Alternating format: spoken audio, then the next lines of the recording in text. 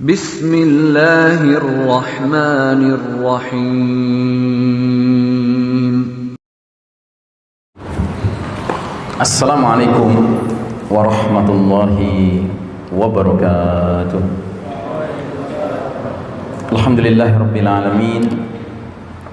Wassalatu wassalamu ala asyrafil anbiya'i wal mursalin Sayyidina Muhammadin wa ala alihi wa ashabihi ajma'in. Faqala Allah Ta'ala fi kitabihil karim ba'da a'udzu billahi minasyaitonir rajim. Ya ayyuhalladzina amanu taqullaha haqqa tuqatih wa la tamutunna illa wa antum muslimun. Hadirin jamaah rahimakumullah, alhamdulillah pagi hari ini Allah Ta'ala pertemukan kita dalam majelis ilmu, dan kita berharap kepada Allah semata semoga majelis kita ini diberkahi Allah Ta'ala. Semoga para malaikat turut hadir mendoakan ampunan Allah untuk semua yang hadir, menuntut dan mengajarkan ilmu semata mengejar ridha Allah Subhanahu wa Ta'ala. Salawat salam sejahtera marilah kita doakan senantiasa tercurah kepada manusia pilihan Nabiullah Muhammad sallallahu alaihi wasallam, keluarganya, sahabatnya, para pengikutnya yang setia hingga akhir zaman, dan semoga kita termasuk umatnya yang dirahmati Allah Subhanahu wa Ta'ala. Amin ya rabbal alamin. Bahasan kita seperti yang sudah diumumkan tadi adalah as-sira' al-abadi fit tarikh al-insani, atau terjemahan bebasnya konflik abadi dan hakiki sepanjang sejarah Bani Adam. Kita mulai dengan slide pertama. Betapapun manusia ingin selalu hidup damai, penuh harmoni, keserasian, keselarasan dengan sesama manusia lainnya, namun sesungguhnya Allah Ta'ala telah menciptakan konflik sepanjang zaman. Tidak ada seorang pun yang bisa mengelak dari konflik tersebut.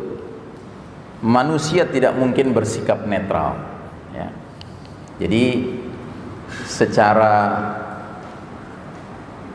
fitrah kita manusia ini maunya kan dengan siapapun kita serasi, harmoni gitu ya, nggak ada ribut lah gitu. Tapi dalam realitanya sebenarnya Allah sudah menciptakan konflik. Konflik itu pasti ada. Tidak mungkin kita hidup tanpa konflik. Pasti ada konflik, ya. Jadi antara keinginan yang ada pada diri setiap manusia dengan realita itu sesuatu yang tidak klop, ya. Nah, karenanya Allah Subhanahu wa Ta'ala sejak awal sudah menjelaskan kepada kita kaum beriman ini bahwasanya dalam hidup ini ada musuh, dan kita disuruh untuk mengenali musuh itu yang disebutkan dalam surat Fatir ayat ke-6. Allah berfirman, inna syaitana lakum aduwwun fattakhiduhu aduwa. Sesungguhnya syaitan itu adalah musuh bagimu, maka anggaplah, perlakukanlah, sikapilah dia sebagai musuh. Innama yad'u hizbahu liyakunu min ashabis sa'ir. Karena sesungguhnya syaitan-syaitan itu hanya mengajak, mendakwahkan, ya, golongannya, partainya, kelompoknya agar menjadi penghuni neraka yang menyala-nyala, ya. Jadi Allah tuh sayang sama kita. Lewat ayat ini Allah bukan saja memberitahu siapa musuh, tapi setelah kita tahu, kita diperintahkan untuk bersikap dengan benar terhadap musuh. Dan lebih jauh lagi Allah sampai mengatakan kalau kamu tidak bersikap yang benar terhadap musuh itu, dia akan melakukan sesuatu yang gak henti-hentinya. Apa itu? Ngajak kamu ujung-ujungnya jadi penghuni neraka yang menyala-nyala. Jadi silahkan saja kalau gak mau musuhi dia, tapi jangan heran kalau nanti di akhirat tahu-tahu masuk neraka, karena salah di dalam mensikapi musuh, ya. Musuh malah diajak menjadi teman kerjasama, diajak berakrab-akrab, ya. Ini salah, ya. Nah, jadi kita orang beriman harus senantiasa berpegang teguh kepada sikap yang Allah suruh. Allah memperkenalkan musuh kita itu syaitan, ya sudah, jadikan syaitan sebagai musuh. Jangan pernah mau dibelokkan menjadikan yang lain sebagai musuh. Musuh bersama kita virus misalnya gitu. Virus bukan musuh. Virus itu realita dalam hidup ini yang nggak bisa kita elakkan. Sejak Bani Adam hadir ke dunia ini virus sudah ada. Tinggal jenis-jenisnya saja bermunculan dari waktu ke waktu, dari masa ke masa. Sehingga aneh sekali. Allah sudah jelaskan syaitan itu musuh, tahu-tahu kita disuruh untuk mengalihkan perhatian kita ke musuh yang Allah nggak pernah suruh. Ngapain? Ngapain rame-rame musuhi pihak yang nggak ada kenyataan bahwa dia akan ngajak kita ke neraka? Nggak ada. Dia nggak akan ngajak kita ke neraka. Ya. Nah, hari ini kita dibelokkan, ya, untuk memusuhi sesuatu yang pada hakikatnya bukan musuh. Jadi jangan buang energi untuk memusuhi sesuatu yang Allah nggak pernah suruh kita memusuhinya, ya. Sebab kalau itu terjadi, lama-kelamaan apa yang terjadi? Benar-benar yang ada di pikiran tuh cuman COVID aja terus gitu ya. Sementara dengan setan lama-lama jadi akrab gitu. Buktinya apa? Buktinya disediain tempat buat setan sholat bersama. Yang Nabi sudah suruh, tutuplah celah-celah itu, karena itu menjadi tempat setan. Nah, sekarang kan kita disuruh akrab sama setan. Yang seharusnya kita bermusuhan sama setan, kita nggak bermusuhan, malah akrab, malah nyediain tempat, dikasih tanda lagi tempatnya di mana, gitu. Sementara dengan yang mestinya kita nggak bermusuhan, kita harus anggap dia musuh terbesar kita. Yang sampai bayarannya kita nggak kerja, bayarannya kita nggak sekolah, bayarannya kita nggak begini, nggak begitu, kan aneh sekali. Inilah dunia kita sekarang, Pak. Dan ini semua tidak terlepas dari realitas sejarah akhir zaman yang sudah berkali-kali saya jelaskan. We are living in the darkest chapter of the Islamic history. Kita umat Islam hari ini sedang menjalani babak paling kelam dalam sejarah umat Islam. Gak pernah ada babak lebih kelam dari babak kita sekarang ini. Ini babak mulkan jabriyatan, babak para penguasa yang memaksakan kehendak mereka. Dan mereka ini bukan orang-orang beriman yang memimpin dunia sekarang. Karena bukan orang beriman, otomatis bukan sumber cahaya sebenarnya yang digunakan untuk menerangi dunia ini, yaitu kitabullah. Tidak digunakan, bahkan tidak boleh digunakan. Makanya jangan heran kalau dunia jadi gelap gulita sekarang. Karena yang semestinya dijadikan sumber cahaya malah ditinggalkan, dan sebaliknya yang semestinya tidak dijadikan pegangan, dijadikan pegangan. Jadilah kita hidup dalam kekacauan sekarang ini. Sejarah umat manusia di muka bumi ini bermula dari kisah unik di surga, ya, atau lebih tepatnya di jannah, ya, karena bahasa Al-Qurannya jannah. Sedangkan Ibnu Katsir mengatakan jannah yang dimaksud bisa bermakna surga di akhirat nanti, tapi juga bisa bermakna selain itu, jannah kebun. Yang pasti jannah itu secara harfiah artinya kebun. Kisah ini melibatkan sosok-sosok tertentu. Ada sosok iblis, ada sosok ayahanda ibunda kita bersama, Adam dan Hawa alaihimassalam. Iblis berujung akhir di dalam kisah unik di jannah itu, berujung akhir diusir Allah dari jannah. Sementara ayahanda dan ibunda kita bersama, Adam dan Hawa alaihimassalam, diturunkan oleh Allah dari jannah. Bukan diusir, diturunkan. Pengalaman iblis diusir dari jannah. Sebagaimana kita ketahui, iblis ini asal muasalnya dia adalah petinggi dari kalangan jin, dan dia ini dulu telah berjasa untuk ikut serta bersama para malaikat melakukan pengusiran jin-jin yang bikin kacau di muka bumi ini ke wilayah laut, ya, meninggalkan daratan. Jadi sebelum kita umat manusia tinggal di bumi ini, ya, yang tinggal di bumi ini para jin, ya. Jadi seluruh penduduknya ini jin aja. Tapi kemudian karena mereka kerjanya bikin kekacauan, fasad dan penumpahan darah, akhirnya mereka disingkirkan dari muka bumi, dalam artian dari daratan ke laut-laut, gitu, daerah laut. Dan yang bertugas adalah para malaikat. Tetapi ada pimpinan jin yang juga ikut serta bergabung dengan para malaikat, ikut mengusir jin-jin ini ke daerah pinggiran daratan sehingga ke lautan. Dan akhirnya si pimpinan jin ini mendapat tempat istimewa. Dia menjadi dekat dengan ahlus sama, penghuni langit yang lainnya. Nah, kemudian Allah Ta'ala punya rencana untuk menghadirkan lagi di muka bumi ini makhluk yang lain.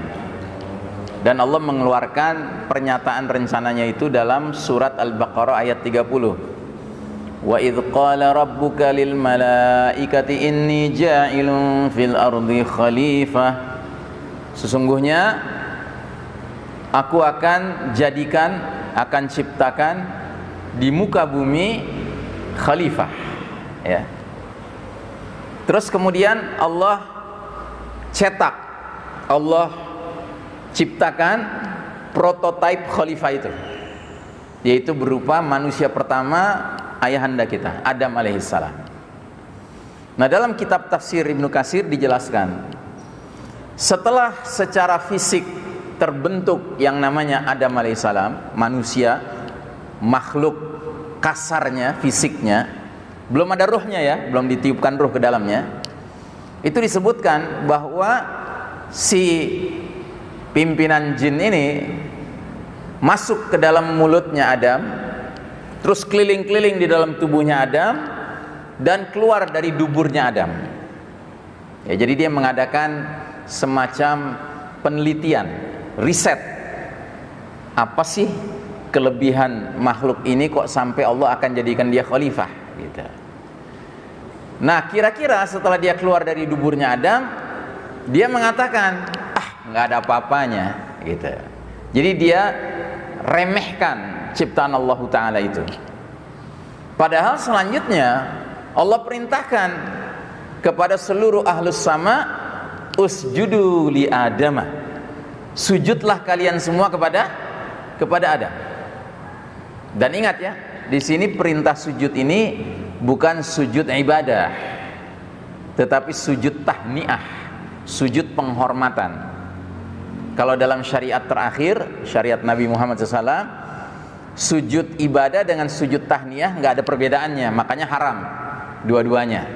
Kalau di zaman itu masih bisa, termasuk di zamannya Nabi Yakub alaihissalam, itu ada ceritanya bahwa saudara-saudaranya Yusuf dalam rangka menghormati Yusuf, setelah akhirnya sadar mereka salah dan Yusuf berakhir menjadi orang yang mulia, mereka sujud kepada Yusuf, kan masih boleh itu sujud tahniah. Nah, ini perintah Allah nih, usjudu li Adam, ini sujudlah dalam pengertian sujud penghormatan. Fasajadu illa iblis, maka semuanya tunduk atas perintah Allah itu, sujud tahniah penghormatan, kecuali iblis. Nah, kemudian Allah Ta'ala, ya, bertanya, karena si iblis ini tidak mau tunduk kepada perintahnya, Allah bertanya, qala ma mana'aka alla tasjuda id amartuk. Allah berfirman, apakah yang menghalangi kamu, wahai iblis, untuk bersujud kepada Adam sewaktu aku menyuruhmu? Jadi Allah gugat iblis karena melakukan pelanggaran. Apa jawaban iblis? Qala ana khairum minhu khalaqatani min narin wa khalaqatahu min tin. Iblis menjawab, aku lebih baik daripada Adam. Engkau ciptakan aku dari api, sedangkan Adam engkau ciptakan dari tanah. Jadi jelas jawaban iblis mengandung tiga hal. Satu, ada dusta di sini, ada ketidakjujuran di sini. Kan yang ditanya adalah, kenapa kamu tidak mau sujud ketika aku perintahkan. Kan mestinya kan dia ngaku dong terus terang, iya aku tidak sujud gitu. Enggak, dia tidak mau mengaku itu. Ada ketidakjujuran di situ. Dan kedua, ada kesombongan. Ingat, hadis Nabi mengatakan bahwasanya sombong itu intinya mengandung dua syarat. Syarat pertama menolak kebenaran, syarat kedua apa? Meremehkan pihak lain. Nah, dalam hal ini iblis menolak kebenaran untuk mengakui kalau dia telah melanggar perintah Allah, dan di lain sisi dia telah meremehkan Adam alaihissalam yang menurut dia karena diciptakan dari tanah, Adam itu lebih rendah, lebih hina daripada iblis yang diciptakan dari api. Yang ketiga, di balik jawaban iblis ini ada faham materialisme, membanding-bandingkan antara materi api dengan materi tanah. Ini kan dua-duanya materi. Ini faham materialisme. Jadi faham materialisme ini bukan faham baru Pak di zaman modern, tidak. Ini faham kuno Pak.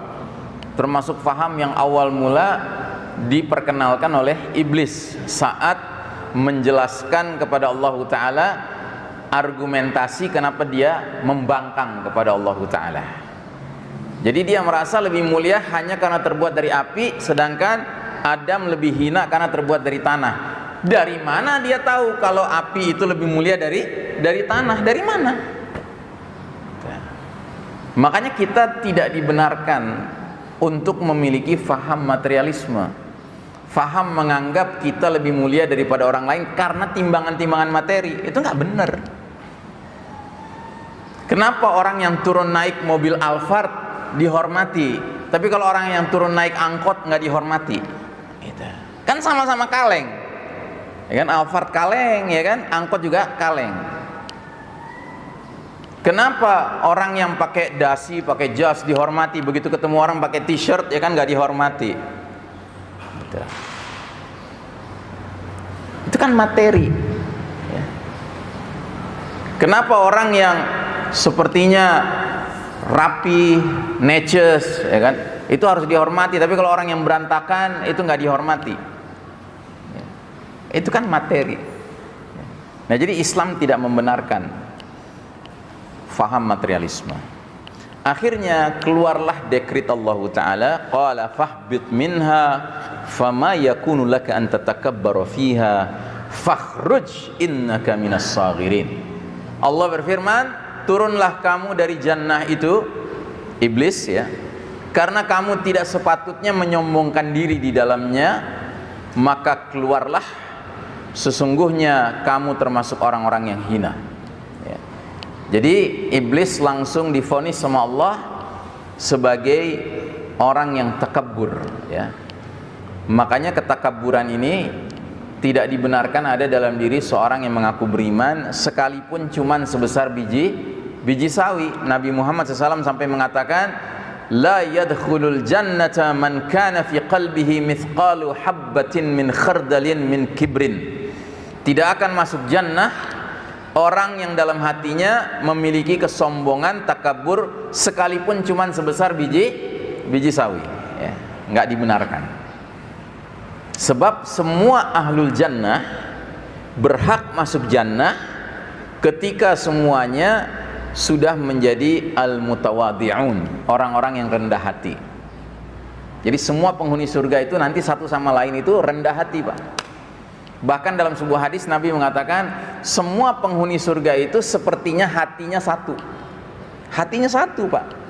Nggak ada konflik, nggak ada pertentangan, nggak ada ganjelan, nggak ada. Bahkan kalau masih ada ganjelan, sama-sama sudah sampai di babul jannah, sudah di pintu surga, udah berhasil nyebrang sirat, ya kan? Itu nggak boleh masuk sebelum ganjelan itu hilang. Itu nanti diselesaikan di tempat yang namanya apa? Qintarah. Ya, Qintarah itu kayak lapangan yang ada pintu surganya. Mereka sudah berhasil sampai di situ, tapi nggak boleh masuk ke dalam jannah. Karena sekedar ada ganjelan satu dengan lainnya. Ya. Makanya kita dari sejak di dunia ini harus melatih diri untuk memiliki yang namanya kebersihan hati, ya. Qalbun salim, qalbun munib, ya. Bahkan sampai diajarkan doanya oleh Allah Ta'ala langsung dalam surat Al-Hasyr ayat 10 kan, Allah jelaskan, walladzina ja'u min ba'dihim qal rabbana ighfir lana wa li ikhwanina alladzina sabaquna bil iman wa la taj'al fi qulubina ghillan lil ladzina amanu. Ya Allah, ampunilah dosa-dosa kami dan dosa-dosa ikhwan kami yang telah beriman terlebih dahulu dari kami, dan janganlah engkau jadikan dalam hati kami ini ghil terhadap sesama orang beriman. Ya, kita sampai diajarkan sama Allah doa supaya menjadi mukmin yang memiliki qalbun munib, qalbun salim. Karena apa? Itu syarat menjadi penghuni surga. Nah, apalagi takabur. Takabur itu sudah bukan sekedar ghil kepada sesama orang beriman, ya, tapi ya meremehkan orang lain, ya kan? Kerjanya tahdir sini, tahdir sana gitu. Gimana orang beriman tapi kerjanya ya ngejatuhin sesama saudara beriman? Ya nggak bener, nggak bisa. Ya, kita sejak di dunia ini harus latihan, Pak. Makanya syarat generasi pengganti ketika satu kaum sudah banyak kena penyakit murtad, syaratnya apa salah satunya? Adzillatin 'alal mu'minin, berlemah lembut terhadap sesama orang beriman. Ya. Karena orang beriman ini sadar bahwa mereka itu hendaknya berada dalam wahdatus shaf, ya, front yang sama, barisan yang sama. Enggak boleh dia berseberangan barisan dengan sesama orang beriman. Kalau sampai dia berseberangan barisan, cuma ada dua kemungkinan, atau dia yang salah atau yang sana yang salah, gitu. Baik, ini iblis, kisahnya demikian. Adapun pengalaman ayahanda dan ibunda kita alaihi wassalam, Adam dan Hawa diturunkan dari jannah, sebagaimana kita ketahui, setelah Allah Ta'ala meniupkan ruh ke dalam tubuh Adam alaihissalam, Allah perintahkan para ahlus sama sujud, semua sujud illa iblis, kecuali iblis. Kemudian Allah menempatkan ayahanda kita di dalam jannah, ya, dengan segala kelengkapannya.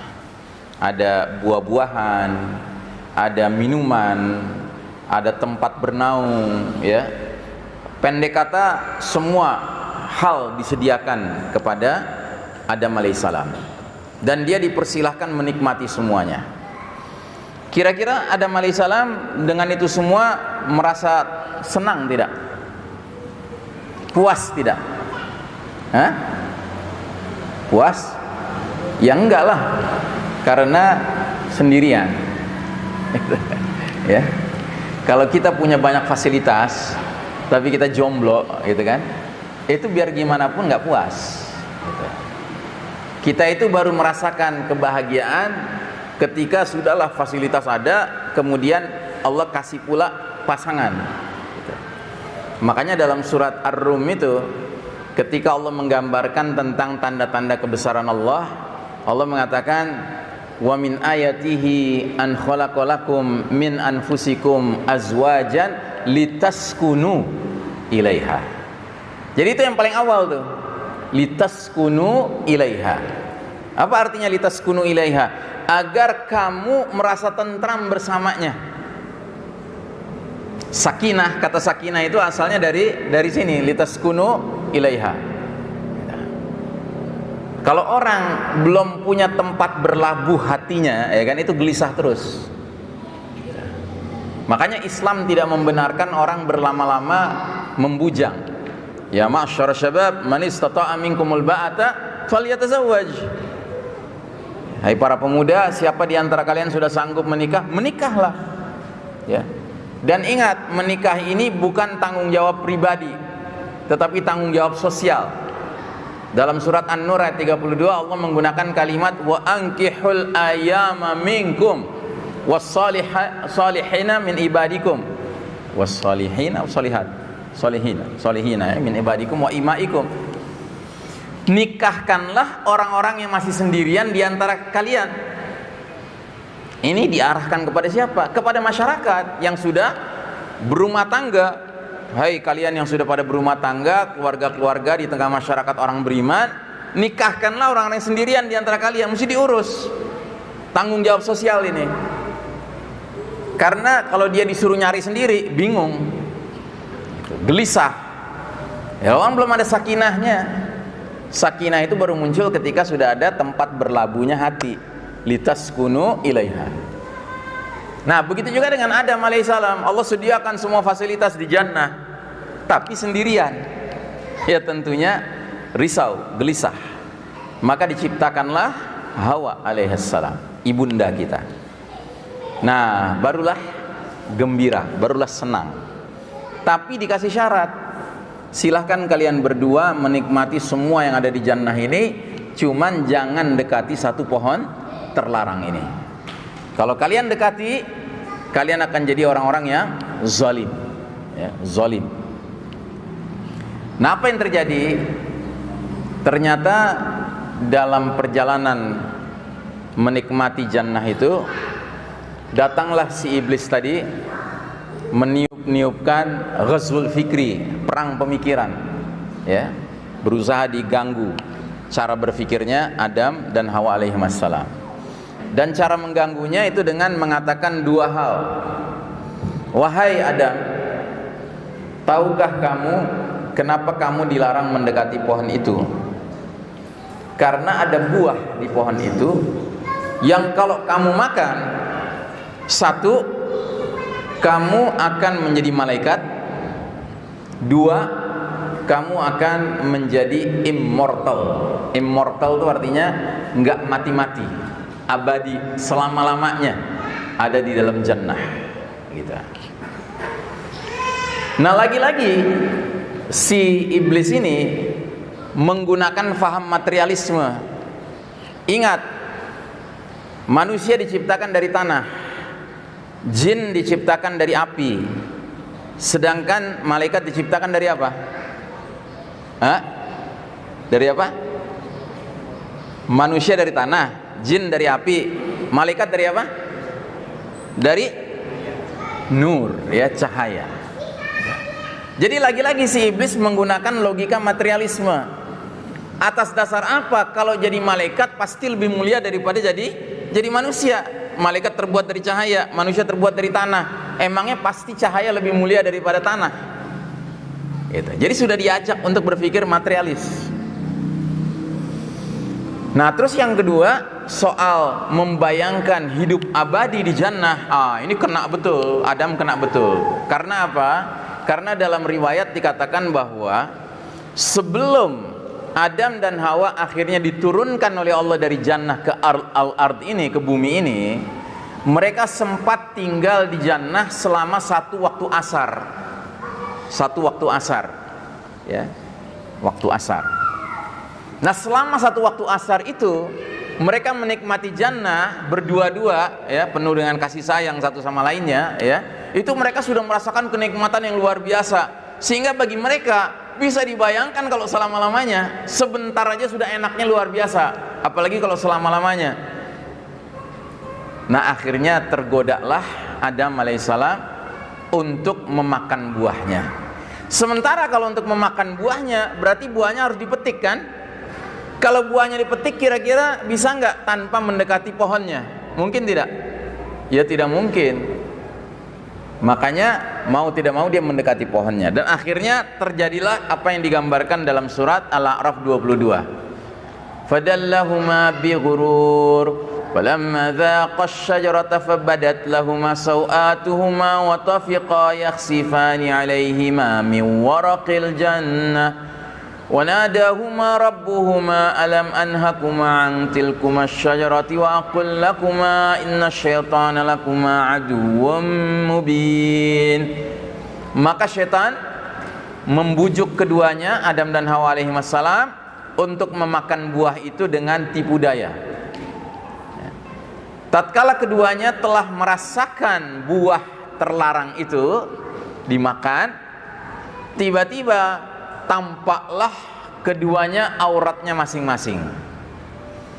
Maksudnya tampaklah oleh keduanya auratnya masing-masing tuh, tiba-tiba pakaian yang mereka kenakan copot. tanggal jatuh ya, sehingga terlihatlah aurat Adam dan Hawa dua-duanya. Dan mulailah kedua-duanya sibuk menutupi aurat-auratnya dengan daun-daun jannah. Kalau kata Ibnu Katsir dalam tafsirnya itu, begitu Adam alaihissalam menyaksikan auratnya tersingkap, dia lari terbirit-birit ya, sambil menjamret daun-daunan dari pohon surga yang bisa dia jamret. Hah? Kurang jelas suaranya. Oh, oke.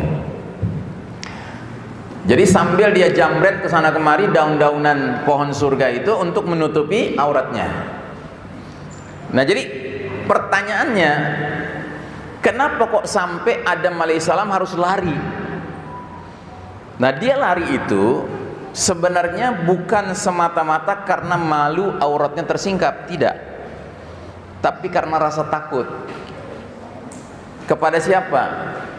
Dia takut karena dia heran, kok bisa ya bajunya copot sendiri gitu. Nah, padahal semua fasilitas yang dia terima di jannah itu, pakaian, tempat bernaung, makanan, buah-buahan, minum-minuman, itu semuanya datang dari mana? Pemberian Allah. Maka dia yakin seyakin-yakinnya, begitu bajunya copot sendiri, itu berarti siapa yang memerintahkan? Allah yang memerintahkan. Dan dia langsung sadar, begitu dia makan buah terlarang itu, yang berarti dia melakukan pelanggaran ya. Bajunya copot sendiri, yang berarti Allah yang menyuruh copot, ya kan? Dia menyadari Allah sedang mencabut fasilitasnya, yang berarti Allah sedang marah kepadanya.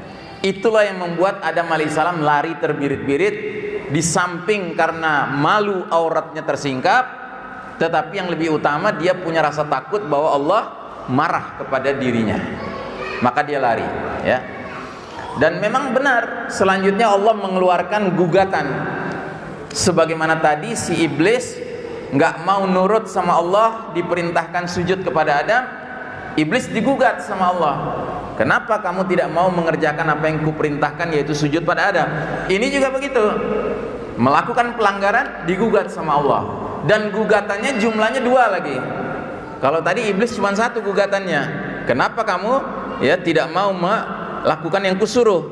Kalau ini 2 gugatannya. Gugatan pertama apa? Bukankah aku telah melarang kalian berdua dari pohon terlarang itu? 1. Dan yang kedua, bukankah aku katakan pada kalian, sesungguhnya setan itu adalah musuh yang nyata bagi kalian berdua. Jadi ada 2 gugatan di sini. Nah, yang menarik, tadi kita sudah dengar iblis jawabannya kepada Allah ketika digugat. Sekarang kita dengar baik-baik jawaban Adam dan Hawa alaihissalam ketika digugat ya.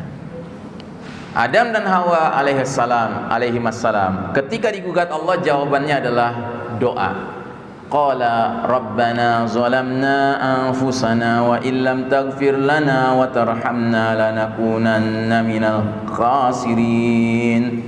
Keduanya berkata, ya Rabb kami telah menzolimi diri kami sendiri, dan jika engkau tidak mengampuni kami dan memberi rahmat kepada kami, niscaya pastilah kami termasuk orang-orang yang merugi.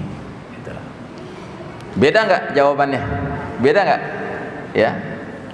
Dan inti jawaban dari Adam alaihissalam dengan Hawa berdua ada 3. Ada kejujuran, digugat, melakukan pelanggaran, jujur, ngaku terus terang.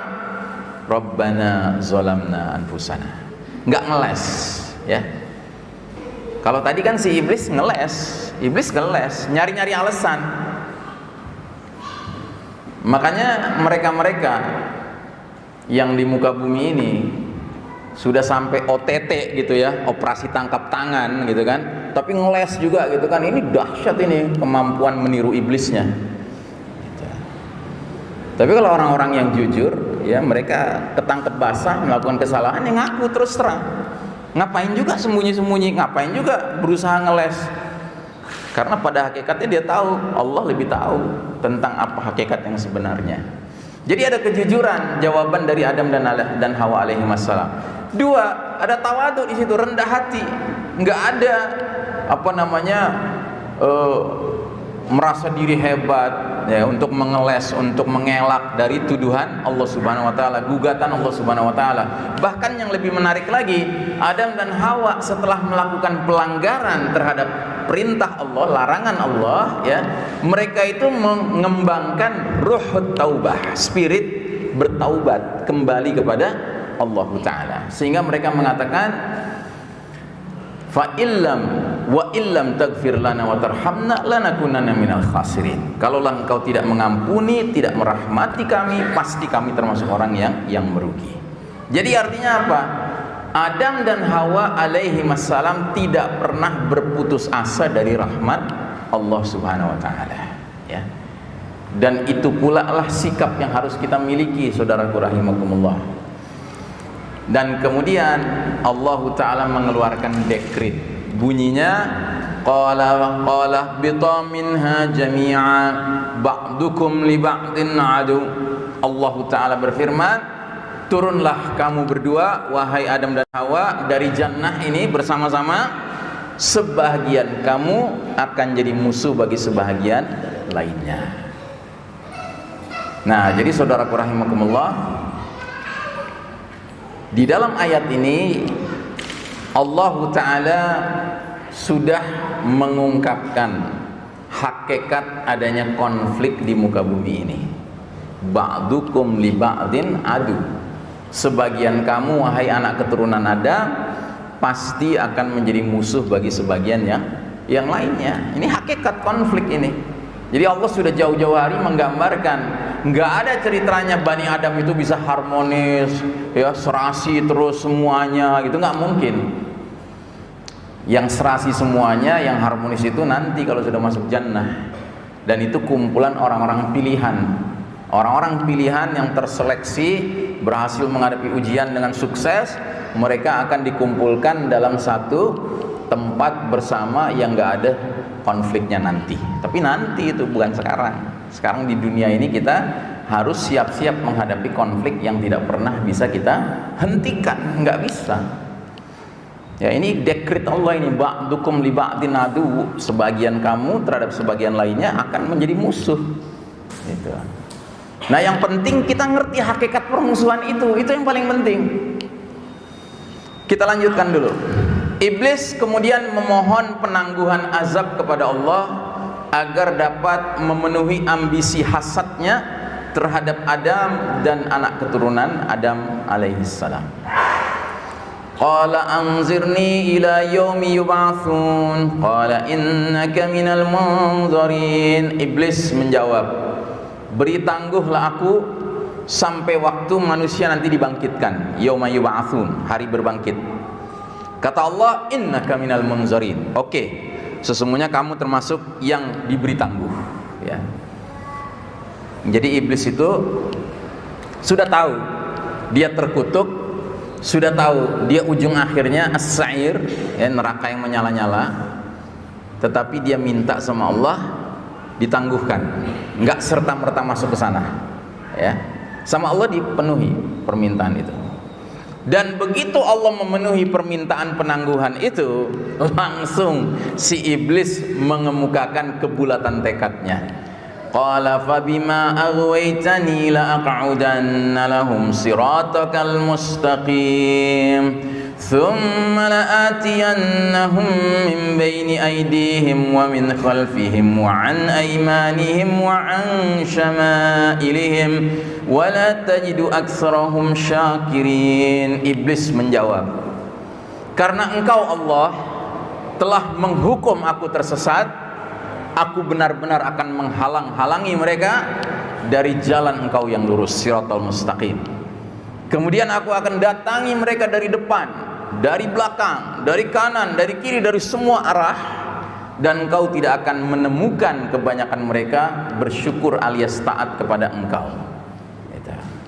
Nah, maka benar-benar terakhir Allah nyatakan qala khruj minha mad'uman madhura, keluarlah kamu dari jannah sebagai yang terhina lagi terusir, laman tabi'aka minhum la amla'anna jahannama minkum ajma'in. Sesungguhnya barang siapa di antara mereka yang mau ngikutin kamu, benar-benar aku akan isi neraka jahanam dengan kamu semuanya, kamu dan mereka yang ikut sama kamu. Begitu. Nah, jadi saudaraku rahimakumullah, selanjutnya Allah membiarkan pertarungan ini berjalan di muka bumi ini, ya. Dengan catatan Allah kasih bekal kepada Adam dan Bani Adam. Bekalnya apa? Ya Bani Adam la yaftinannakum syaitanu kama akhraja abawaikum minal jannah. Hai anak-anak Adam, jangan sekali-kali kamu bisa ditipu oleh syaitan sebagaimana dia telah berhasil menipu sehingga mengeluarkan kedua ayah ibumu dari jannah. Gitu. Jadi pilihan kita cuma dua. Atau kita menjadi orang-orang yang menggunakan logika Adam dan Hawa mensikapi apapun yang datang dari Allah, atau kita menggunakan logika iblis. Itu saja pilihan kita. Pertarungan ini cuma itu. Atau kita jadi orang yang jujur, yang tawadu, yang senantiasa memiliki roh taubah, atau seseorang itu mengikuti iblis yang kerjanya berdusta, berbohong, kemudian takabur, sombong, ya kan? Terus kemudian apa tadi satu lagi? Materialis. Itu saja pertarungan kita Pak di dunia ini. Hakikat pilihan cuma dua itu. Ya. Nah, terus Allah Ta'ala menyampaikan kaidah keselamatan hidup di dunia ini. Qul nahbitu minha jami'a fa imma ya'tiyannakum minni hudan faman tabi'a hudaya fala khaufun 'alaihim wala hum yahzanun. وَالَّذِينَ كَفَرُوا وَكَذَّبُوا بِآيَاتِنَا أُولَئِكَ أَصْحَابُ النَّارِ هُمْ فِيهَا خَالِدُونَ. Kami berfirman, turunlah kamu semua dari jannah itu, Adam dan Hawa maksudnya. Kemudian jika datang petunjukku kepada kalian, barang siapa mengikuti petunjukku, niscaya tidak ada kekhawatiran atasnya dan tidak pula mereka bersedih hati. Sedangkan orang-orang yang kafir mendustakan ayat-ayat kami, mereka itu penghuni neraka, mereka kekal di dalamnya. Kaidah keselamatan hidup di tempat lain bahasanya sedikit berbeda. Qala bita minha jami'a ba'dukum li ba'din adu fa imma ya'tiyannakum minni hudan faman ittaba'a hudaya fala yadhillu wa la yashqa. وَمَنْ أَعْرَضَ عَنْ ذِكْرِي فَإِنَّ لَهُ مَعِيشَةً ضَنْكًا وَنَحْشُرُهُ يَوْمَ الْقِيَامَةِ أَعْمَى. Allah berfirman, turunlah kamu berdua wahai Adam dan Hawa dari jannah bersama-sama, sebahagian kamu menjadi musuh bagi sebagian lainnya. Maka jika datang kepada kalian petunjuk dariku, barang siapa mengikuti petunjuk itu, maka ia tidak akan sesat dan tidak akan celaka. Tapi barang siapa berpaling dari peringatanku, sungguh baginya penghidupan sempit dan kami akan himpunkannya pada hari kiamat dalam keadaan buta. Ya. Nah, jadi saudaraku rahimakumullah, kita tinggal ngikutin aja. Allah sudah bilang bahwa dalam perjalanan Bani Adam ini dari waktu ke waktu, dari zaman ke zaman, dari negeri ke negeri, Allah nggak akan biarkan umat manusia ini nggak punya kejelasan arah. Dikirim sama Allah kurir-kurir, ya, messengers, ya, penyampai pesan, ya, rasul, nabi, membawa petunjuk itu. Ikuti. Kalau kita ikuti, nggak ada kekhawatiran, nggak akan sesat, nggak akan celaka. Ya. Para ahli tafsir mengatakan tidak akan sesat dan tidak akan celaka. Sesat itu di dunia, celaka itu di akhirat. Di dunianya nggak sesat, jelas lempeng arahnya. Sedangkan di akhiratnya nggak akan celaka, tapi dia beruntung. Ya, yang celaka itu kan yang nanti di akhirat harus menghadapi azabun alim, ya, azab yang pedih dari Allah Ta'ala. Nah, cuman begini masalahnya. Barang siapa menempuh jalan Allah, jalan yang benar, jalan iman dan tauhid menuju jannah, maka dia harus siap-siap untuk kesepian, ya. Sebab jalan Allah bukan jalan yang ramai pendukungnya. Jalan yang ramai pengikutnya adalah jalan syaitan menuju ke neraka. Dan ini banyak ayatnya, diantaranya wa ma aktsarun nasi walau harasta bimu'minin, dan sebagian besar manusia tidak akan beriman sekalipun kamu sangat menginginkannya. Jadi sudah tabiatnya bahwa yang mau mengikuti jalan yang benar itu jumlahnya sedikit. Wa qalilum min ibadiyasy syakur, dan sedikit sekali dari hamba-hambaku yang berterima kasih, yang bersyukur. Jadi kalau Anda merasa kok saya ngikutin jalan yang benar ini makin lama kok makin kesepian ya, kok makin kayak nggak ada temen gitu, ya kan? Memang begitu tabiatnya. Welcome to reality, selamat datang pada realitas, ya kan? Siapa suruh milih jalan yang benar? Itu mau dapat teman banyak ya, pilih aja jalan yang salah. Wah, temannya tiba-tiba banyak, gitu. Cuma jangan berharap dengan teman-teman yang banyak itu antum akan bersama-sama mereka, diajak sholat bersama, diajak ngaji bersama, nggak mungkin gitu. Begitu juga misalnya dalam surat Yusuf ayat 106, wa ma yu'minu aktsaruhum billahi illa wa hum musyrikun, dan sebagian besar dari mereka tidak beriman kepada Allah melainkan dalam keadaan sambil mempersekutukan Allah, ya. Jadi yang imannya murni, tauhid murni, khalis, ya, itu susah, ketemunya susah, jarang sekali bisa kita temukan. Ya. Yang banyak adalah yang sambil mempersekutukan Allah Ta'ala dengan sembahan-sembahan lain, ya. Nah, jadi konflik abadi sepanjang sejarah umat manusia gambarannya kira-kira seperti ini. Yang sebelah kanan Allah Ta'ala sentral kehidupannya, ya, fokus kehidupannya. Allah Ta'ala mengirim dari zaman ke zaman, dari negeri ke negeri, para kurirnya, para messengernya, pembawa pesan-pesan dari Allah Ta'ala. Mereka lah al-anbiya'i wal mursalin alaihimussalam, para nabi dan para rasul. Nah, yang menyambut mereka siapa? Al-mu'minun, orang-orang yang beriman, yang ketika mereka berhimpun, mereka disebut dalam himpunan Hizbullah, ya, partai Allah, ya. Dan jika mereka sampai akhir hayat istiqamah, mereka akan mendapat gelar Al-Ghalibun, orang-orang yang meraih kemenangan. Dan mereka akan mendapatkan kapling di akhirat yang namanya Al-Jannah, surga, ya. Ini rumusnya demikian. Sementara Ashabus Shibal, kelompok kiri, mereka sentral kehidupannya apa? Iblis, syaitan. Itu sentral kehidupannya. Dan iblis dan syaitan ini tadi sudah kita jelaskan ya, mereka sudah punya kebulatan tekad. Karena engkau sudah menghukum aku ini sesat, aku akan, ya, halang-halangi mereka dari Shiratal Mustaqim. Akan aku datangi dari depan, belakang, kiri, kanan. Engkau tidak akan temukan kebanyakan mereka mau bersyukur, taat. Nah, artinya apa? Mereka sudah berbulat tekad ingin menyesatkan sebanyak-banyaknya, ya, Bani Adam. Dan mereka punya kaedah hukum ekonomi. Apa itu? Mengerahkan sesedikit mungkin tenaga dalam rangka mendapatkan keuntungan sebesar-besarnya. Itu kan hukum ekonomi, begitu ya. Biaya sekecil-kecilnya, untung segede-gedenya. Itu kan hukum ekonomi. Nah, jadi dalam rangka mereka menyesatkan umat manusia yang begini banyak, ya mereka nggak datengin atu-atu gitu kan, oh boros itu tenaganya.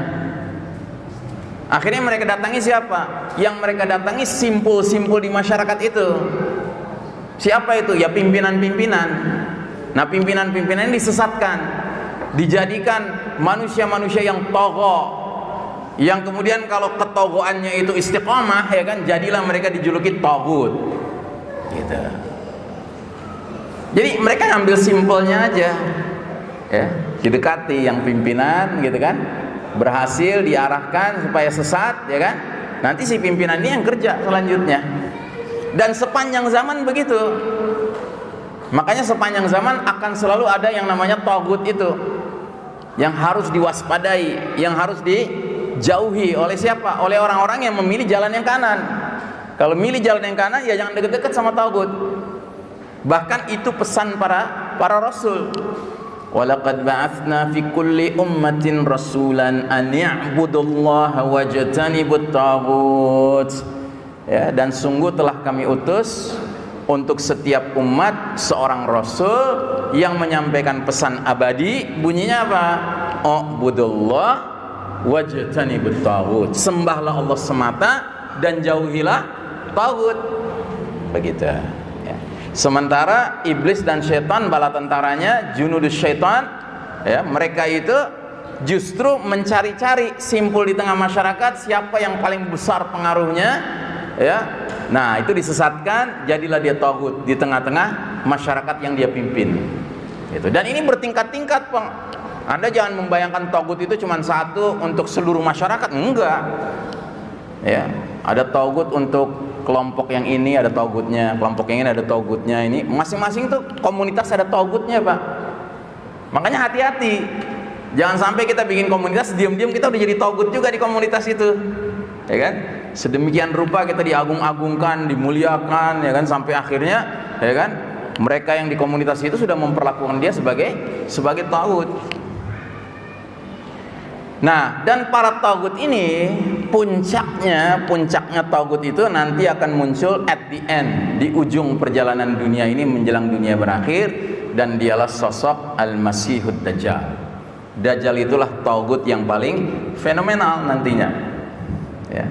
Makanya si Dajjal ini punya kemiripan dengan salah satu taghut fenomenal di masa lalu yang bernama Fir'aun.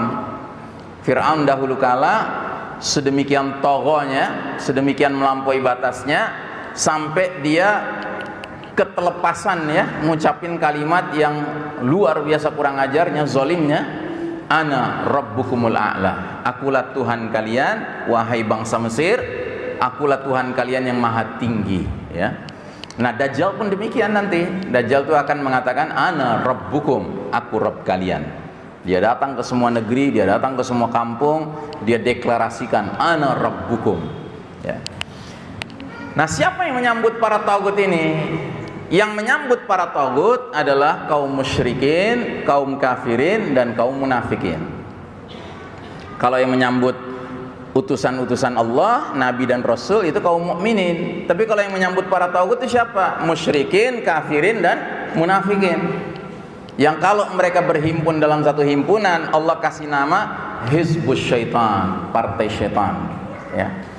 Dan jika mereka sampai akhir hayat sebagai anggota Hizbus Syaitan tidak mau bertaubat dan pindah kapling ke kanan, ya, nyebrang gitu, ya, maka mereka akan berakhir menjadi golongan al-khasirun, yang merugi. Dan itu berarti di akhiratnya mereka akan ditempatkan di kapling yang namanya an-nar, ya, neraka as-sa'ir, yang menyala-nyala, ya. Nah, jadi inilah hakikat konflik di dunia ini, Pak. Ya, atau kita pilih registrasi ke kanan, atau seseorang pilih registrasi ke kiri, ya. Cuma dua aja pilihan registrasinya, Pak. Ya, subscribe, registrasi, pencet bel, nah, ya kan, konsisten di situ, ya, terserah yang mana, yang kanan apa yang kiri, ya. Makanya Allah sampai mengatakan di surat Al-Kahfi, wa qulil haqqu min rabbikum faman syaa'a falyu'min wa man syaa'a falyakfur, kan gitu, ya. Allah kasih kebebasan, katakanlah kebenaran datang dari Rabbmu, siapa yang mau beriman silahkan beriman, siapa yang mau kafir silahkan kafir. Sama Allah nggak ada paksaan, ya. Kita dikasih peluang yang sama, Pak, untuk beriman atau kafir. Cuman jangan dong pilih jalan iman terus sok-sok tawadu dengan mengatakan apa? Gua nggak butuh surga, gitu. Nggak bisa. Kalau milih jalan iman dan kita istiqomah di atas jalan iman, pasti ujungnya surga, pasti itu. Sebagaimana orang jangan pilih jalan kafir terus sambil merasa yakin nanti masuk surga, gitu. Nanti kalaupun ada pengadilan, gue bakal diampuni sama Allah.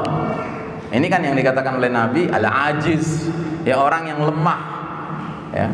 Lawannya al-kayyis, orang yang cerdas. Kata Nabi, al-kayyisu man dana nafsahu wa amila lima ba'dal maut. Orang yang cerdas itu orang yang sering menghitung-hitung perbuatannya, introspeksi, muhasabah, ya, dan dia berbuat untuk kehidupan setelah kematiannya, bukan untuk kehidupan sebelum kematiannya, ya. Jadi ingat itu, ya. kita orang beriman ini nggak berbuat sesuatu untuk kehidupan sebelum kematian kita, untuk setelah kematian kita berbuat. Karena kalau sebelum kematian kita sama aja kayak orang kafir. Orang kafir semua juga cita-citanya ada untuk di dunia ini kan gitu. Apa bedanya? Makanya hati-hati ngedidik anak. Jangan bilang, nak kamu belajar yang rajin nak, biar nanti gedenya jadi orang gitu. Emang belum jadi orang dia gitu. Jangan mau kita masuk dalam perangkap logika materialis seperti itu, hubbud dunya. Kita ini kata Nabi al-kayyis, orang yang cerdas, orang yang sering menghitung-hitung perbuatannya dan dia beramal untuk kehidupan setelah kematiannya. Tapi sebaliknya al-ajiz, orang yang lemah adalah orang yang mengikuti hawa nafsu wa yatamanna 'ala Allah, sedangkan dia berangan-angan bakal diampuni sama Allah. Dia selalu mengandalkan Allah itu Ghafurur Rahim, Allah itu Maha Pengampun ya. Dia melupakan Allah itu Syadidul Iqab, sangat keras azabnya. Allah itu Maha Penegak Keadilan ya, dan seterusnya. Nah, jadi saudaraku rahimakumullah, konflik abadi sepanjang sejarah umat manusia telah dibeberkan dalam Al-Qur'an dalam banyak kisah ya. Dan diantara kisah-kisah yang menonjol adalah kisah Nabi Nuh alaihissalam menghadapi pemuka kaumnya ya. Kisah Nabi Ibrahim alaihissalam menghadapi Namrud. Kisah Nabi Musa alaihissalam menghadapi Fir'aun. Kisah Nabi Muhammad SAW menghadapi Abu Jahal, Abu Lahab dan konco-konconya. Dan kisah Isa alaihissalam kelak nanti berhadapan dengan Al-Masihud Dajjal. Akan terus begitu Pak ya. Makanya sekali lagi saya ingatkan, kalau kita mau terlibat dalam konflik, terlibatlah dalam konflik yang hakiki. Jangan terlibat dalam konflik yang tidak hakiki. Jangan konflik dengan sesama orang beriman, tapi konfliklah dengan memastikan diri kita registrasinya benar, registrasi menjadi kelompok Hizbullah untuk berhadapan-hadapan dengan kelompok Hizbus Syaitan. Nah, hari ini musuh-musuh Allah yang diizinkan mimpin dunia ini sengaja bikin front-front, pertarungan-pertarungan, konflik-konflik sampingan Pak, yang kita akhirnya habis energi kita, tenaga kita untuk ribut dengan sesama saudara beriman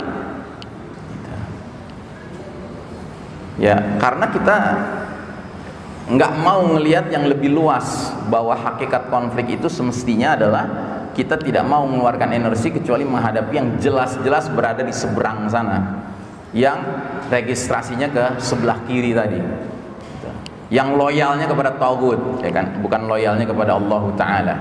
Siapapun yang loyalnya kepada Allah Ta'ala kita anggap sebagai saudara kita, sekalipun dalam banyak hal mungkin masih punya perbedaan-perbedaan, tapi yang penting karena kita tahu dia loyal sama Allah, dia saudara kita. Kita menganggap dia potensi menjadi satu barisan kalau Allah pertemukan kita dalam konflik hakiki ya, dalam realita kehidupan. Nah, ini tadi ayat yang tadi saya bacakan, surat An-Nahl ayat 36. Walaqad ba'atsna fi kulli ummatin rasulan an ya'budullaha wajtanibut taghut.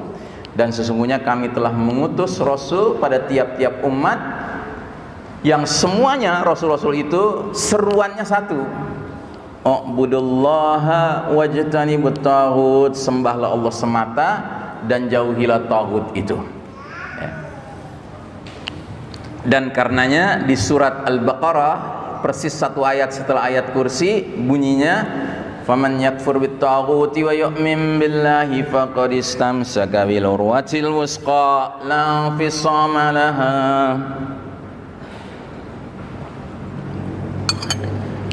Karena itu barang siapa ingkar kepada taghut dan beriman kepada Allah, sungguh dia telah berpegang pada buhul tali yang amat kuat yang tidak akan putus ya.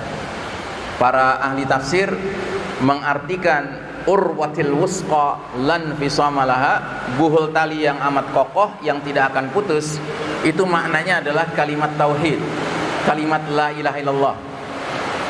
Jadi hakikat berpegang teguh kepada la ilaha illallah itu harus mengandung dua sisi, sisi mengingkari taghut dan sisi mengimani Allah Ta'ala. Nggak bisa dia mengaku berkomitmen pada kalimat tauhid, hanya beriman pada Allah, tapi kepada taghut nggak mau kufur, nggak bisa. Itu paket Pak, nggak bisa dipisahkan. Kalau kita beriman kepada Allah, ya kufuri tagut. Kalau mengkufuri tagut, harus beriman kepada Allah. Jangan beriman pada Allah, beriman juga sama tagut. Jangan kufur sama tagut, kufur juga sama Allah.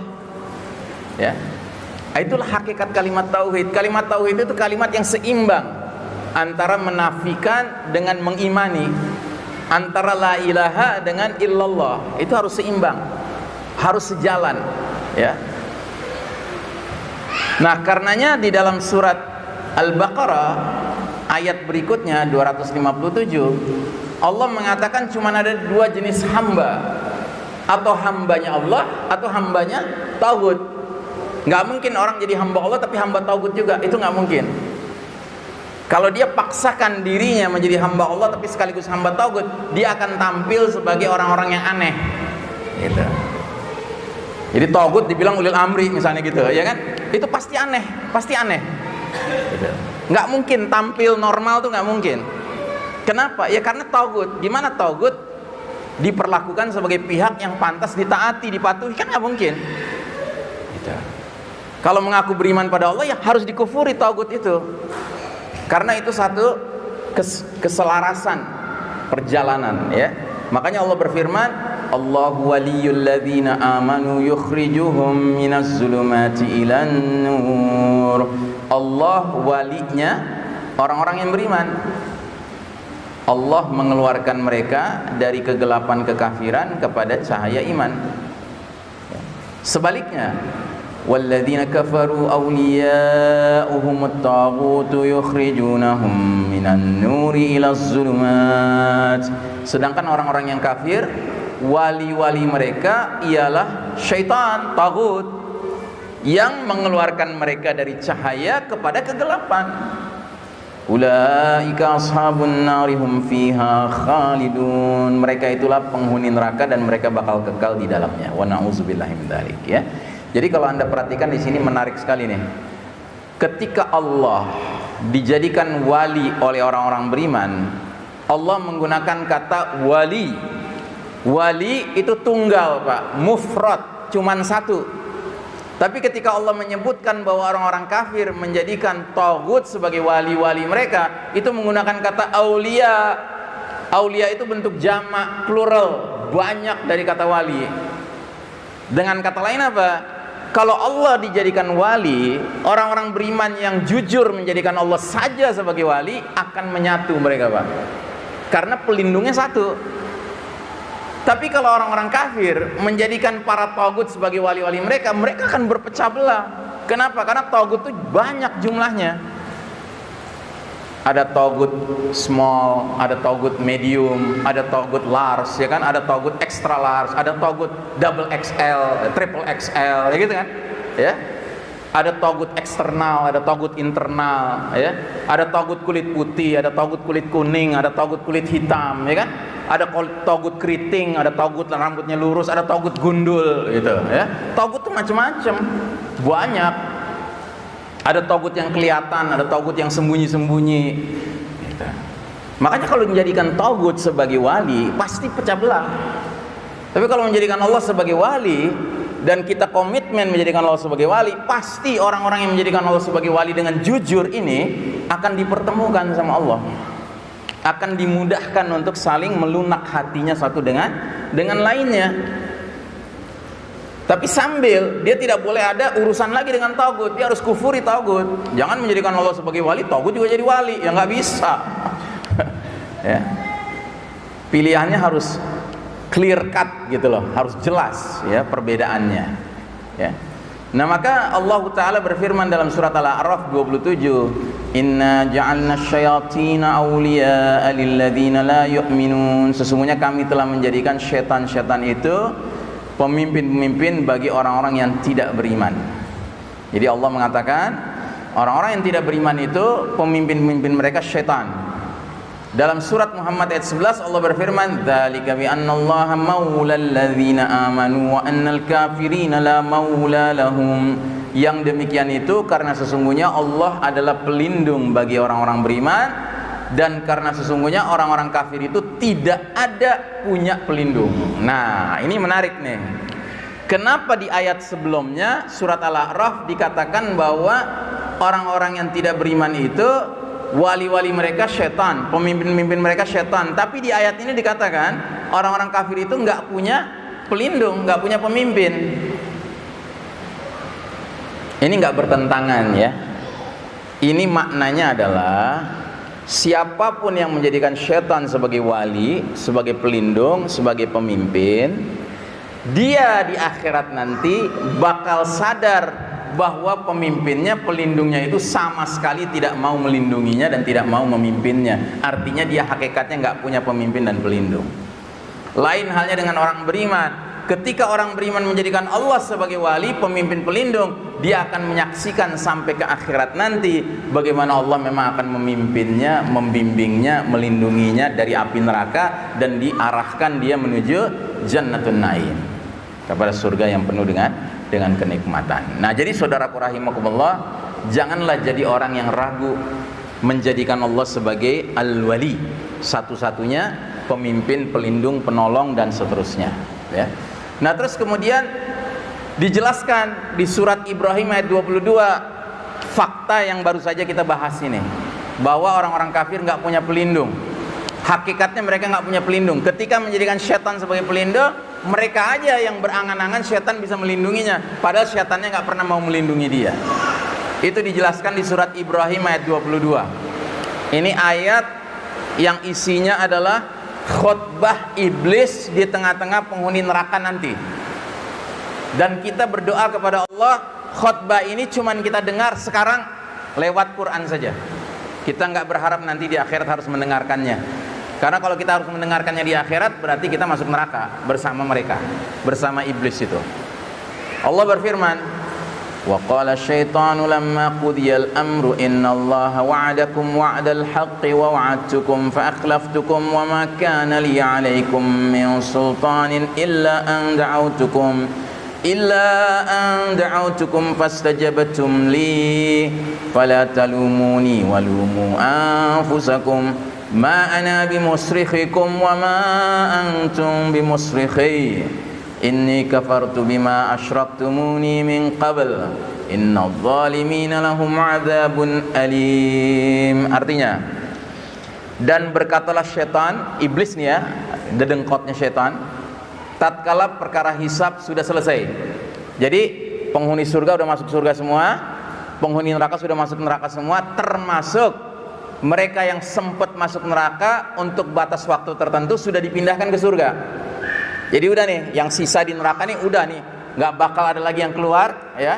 Nah, ketika sudah kayak gitu situasinya, tiba-tiba dedengkot setan tampil di hadapan ahlun nar, penghuni neraka, ngasih khutbah dia. Apa khutbahnya? Sesungguhnya Allah telah menjanjikan kepada kalian janji yang benar, dan aku pun telah menjanjikan kepada kalian, tapi aku menyalahinya. Nah, di sini baru iblis mengemukakan ya sifat dasarnya yang pembohong, begitu. Waktu di dunia nggak begitu dia. Di dunia dia ngasih banyak hiasan-hiasan untuk membuat orang percaya dengan janji-janji gombalnya. Tapi di sini dia akan ngomong terus terang, Allah dulu menjanjikan pada kalian janji yang benar, aku pun menjanjikan pada kalian, tapi aku menyalahinya. Nah, di sini dia sudah terang-terangan menjelaskan ya kedoknya yang sebenarnya sudah dia bongkar. Sekali-kali tidak ada kekuasaan bagimu terhadap kalian. Nah, ini juga dia bongkar. Jadi dia mengatakan, sewaktu di dunia dulu ya, aku ini nggak punya kuasa apa-apa atas kalian. Jadi kita ini jangan pernah sekali-kali nganggap setan, iblis itu dahsyat gitu kekuatannya. Tidak, mereka tuh lemah ya, mereka lemah. Dan mereka tahu mereka nggak punya apa-apa kecuali kemampuan mempersuasi. Tahu mempersuasi? Merayu ya, ngegombalin ya, menipu ya, mengajak gitu. Makanya mereka bilang di sini, sekali-kali tidak ada kekuasaan bagiku terhadap kalian, melainkan sekedar aku menyeru kalian lalu kalian mematuhi seruanku. Jadi makanya penting sekali Pak kita ini terlibat dalam dakwah ilallah, mengajak ke jalan Allah itu penting sekali. Karena apa? Yang sibuk berdakwah ilallah inilah pihak yang melakukan apa yang menjadi lawannya kerjaan setan dan iblis, yaitu ngajak ke jalan neraka. Du'atun ala abwabi jahannam, para dai yang ngajak ke pintu-pintu neraka, itu kerjaan setan. Makanya harus ada selalu orang-orang yang berdakwah ilallah, ke jalan Allah. Karena itu adalah kegiatan yang sifatnya langsung berbenturan dengan kegiatan mereka. Kegiatan mereka ngajak ke api neraka, kegiatan kita ngajak ke Allah, ke ridho Allah Ta'ala, ya. Makanya dakwah dilawan dengan dakwah. Dan karenanya saya sering mengingatkan, ketika kita hidup di babak keempat yang penuh dengan kekelaman ini, yang penuh dengan kezoliman ini, yang mana Allah sedang kasih kuasa kepada musuh-musuh Allah menguasai dunia sekarang ini, ya tugas kita apa sih? Tugas kita dakwah. Ini tugas kita. Tugas kita bukan berusaha mencaplok posisi ini, posisi itu gitu untuk melawan mereka, nggak bisa, Pak. Bukan itu tugas kita. Sebagaimana Nabi dan para sahabat waktu masih di Mekah. Nabi dan para sahabat di Mekah itu lemah, musyrikin yang berkuasa. Tapi nggak ada tuh Nabi nyuruh para sahabat, nyusup kamu ke dalam Darun Nadwah, ke dalam tempat berkumpulnya para pemimpin Quraisy, dengerin apa rencana-rencana mereka. Nggak ada begitu-begituan. Pokoknya tugas para sahabat waktu itu memastikan iman tauhid mereka kuat, dan kedua berdakwah. Itu saja. Nah begitu juga sekarang, tugas kita ini adalah memastikan iman tauhid kita jelas, kuat, dan kita berdakwah, mengajak orang untuk meninggalkan kesyirikan, kejahiliahan yang ada sekarang ini, menuju tauhid, menuju nurul iman yang sebenar-benarnya. Nah, jadi setan ngaku di situ, sekali-kali tidak ada kekuasaan bagiku terhadap kalian, melainkan sekedar aku menyeru kalian, lalu kalian mematuhi seruanku. Karenanya jangan kalian cerca kami, cerca aku, tapi cercalah diri kalian sendiri. Jadi di situ si iblis akhirnya mengatakan, salah lo sendiri, gitu loh. Kenapa kalian mentaati aku? Kenapa kalian mengikuti aku? Gitu, ya. Makanya kalau kita udah dihadapkan pada pilihan, ini sunnah Nabi nih, ya kan? Ini sunnah yang lain, gitu kan? Nggak usah ragu, ikuti sunnah Nabi. Nggak perlu lagi masih, wah tapi benar juga ya, nanti kita ketularan, nanti gini, nanti gitu ya. Terus aja. Ya, sampai lebaran monyet tuh keraguan-raguan akan terus menghantui di hidup kita. Gitu. Jadilah orang-orang yang bersikap dengan tegas, dengan jelas. Gitu. Sekalipun kayaknya, wah ngeri juga nih nanti kita dibubarin di masjidnya gitu. Nggak usah khawatir. Yang pasti ngikutin sunnah Nabi itu nggak mungkin Nabi akan mencelakakan kita, itu nggak mungkin. Sementara ngikutin sunnah mereka, mungkin nggak mereka mencelakakan kita? Mungkin tidak. Udah terlalu banyak buktinya mereka mencelakakan kita. Kok bisa percaya sih? Gitu.